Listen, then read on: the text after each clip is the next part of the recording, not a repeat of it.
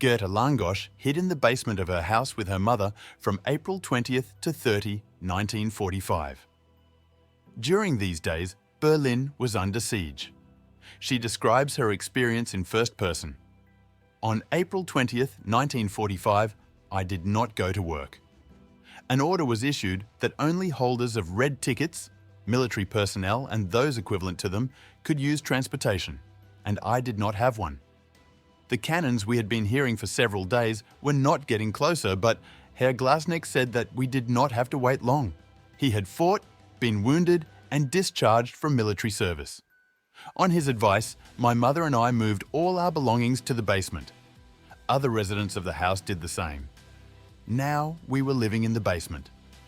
On April 21st, 1945, the first night was quiet. But during the day, planes began to fly. We spent the whole day on guard, trying to get food without getting caught in the crossfire. It seemed like there was a lull, and we came out of the basement. But then everything started again, and we ran back to the basement. I don't know how long we stayed there. Time seemed to stand still. On April 22nd, 1945, we ran out of food. Herr Glasnik and Herr Rohlich returned with 2 bags of potatoes. It turned out that there were wagons with potatoes at Lerta Bahnhof station. I and other neighbours ran there, but the police did not let us near the wagons. We shouted that the potatoes would go to the Russians, give them to us. But the police began to drive us away from the wagons. I brought my mother only a few handfuls of potatoes. On April 23rd, 1945, Herr Glasnik continued his nightly raids. This time, he found refrigerators on Scharnhorststrasse. There were plenty of pork carcasses, lots of butter and other products. But everything was guarded. We needed a certificate from the local self-government group, but where could we get it now? In the evening, a police captain came and announced that a barricade would be built on our street. We were all scared. What can these primitive barricades made of beds, chairs and flower pots do? They will only attract the Russians. But the officer was adamant. We begged him to give us a certificate for the food from the refrigerated warehouses. He hesitated at first, but we said we would give him and his comrades part of the food. On April 24th, 1945, Herr Glasnik, Herr Rohlich and Herr Prechter began to prepare for a raid on the refrigerated warehouses. He hesitated at first, but we said we would give him and his comrades part of the food.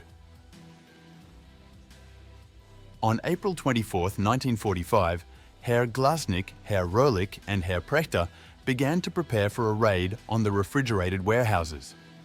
It was a 5-minute walk from our house on Kellerstrasse to Scharnhorststrasse. But they decided to go on Herr Prechter's small truck. It was madness. Our street was well shot from the direction of the station, and the Russians had already taken it. And off they went.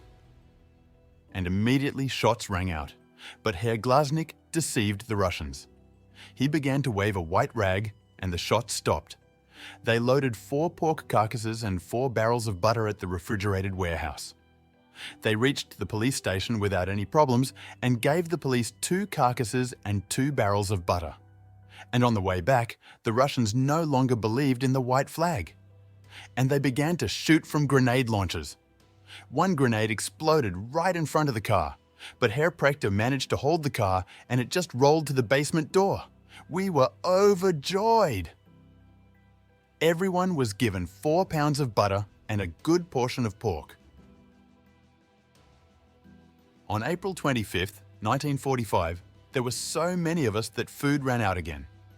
Someone said that they started baking bread on Scharnhorststrasse. I, Herr Glasnik, Herr Rohlich and Dr. Heinze decided to check if it was true. When we got to the bakery, we saw a queue and got in line. And suddenly, a whistle sounded and a bomb fell right in front of the bakery door. We fell to our knees, bricks and stones flew around us. Regaining our senses, we ran in different directions and pressed ourselves against the walls of the houses. No one dared to run to the bomb shelter. The raid lasted about an hour. Later, we were told that it was the Russians. But we understood that anyway. The Russians always dropped light bombs that damaged buildings but did not destroy them.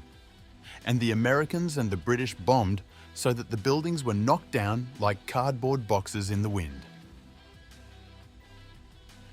On April 26, 1945, the roar of artillery did not stop for a minute. It was especially scary from low-flying planes. The Russians always flew after lunch, did not bomb, but fired from planes. Herr Glasnik noticed that the Russians had left Seerstrasse towards Moabit and started firing from there. Now it was not so dangerous for us. German soldiers began to appear on our street. Once 4 Luftwaffe pilots came, carrying their comrade to the Charité clinic. We were scared when they said they wanted to stay. And what will happen when the Russians see that there are not civilians, but soldiers here? These were terrible thoughts, but when your life is in danger, you become cruel and selfish. We stopped being friendly. They understood this and decided to leave. It was a terrible situation. On April 27, 1945, our house had already become a skeleton due to constant grenades. All the windows were broken, the roof was broken, part of the staircases collapsed. Soldiers began to come one by one. Wet with sweat, breathing heavily, covered in blood, they entered the basement and asked for water and a little food. We gave them water, and when the clean water ran out, they began to drink the water in which we washed the dishes. Frau Prescher fed these boys. Some of them were only 16 years old. On April 28, 1945, we had already resigned ourselves to the fact that German soldiers had started living with us in the basement. We could not drive them to death.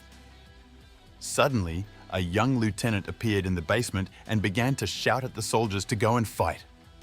We thought he was crazy. It's all over. We lost. The soldiers asked what to fight with. There was no weapon. The lieutenant shouted that the weapons were lying on the street, you just had to pick them up. He began to wave his pistol and shout, "Cowards! Decided to sit out with civilians!" The soldiers began to get up and leave. Only a few seriously wounded remained. The lieutenant disappeared as suddenly as he appeared. On April 30th, 1945, the day finally came. At 8 a.m., we heard Russian speech. The Russians began to beat the basement door with the butts of their rifles. My mother and I hugged each other, cried, and apologized to each other. Other women cried too. The men froze. The wounded German soldiers lay in the far corner of the basement so as not to be noticed. And then the door was broken down, and the first Russian entered the basement. The wounded soldiers of the Wehrmacht lay in the farthest corner of the basement so as not to be noticed. And then the door was broken down, and the first Russian entered the basement. My heart stopped. But he didn't look like he was going to kill us right now. He looked at us, smiled, and said, "Dobze, Dobze," twice. We didn't know what to say and started repeating, "Dobze, Dobze, Dobze, Dobze," in different voices after him. The Russian laughed, then asked if we were hiding soldiers. We said that there were soldiers, but they had left. The Russians said that the war was over and left. I hugged my mom and cried,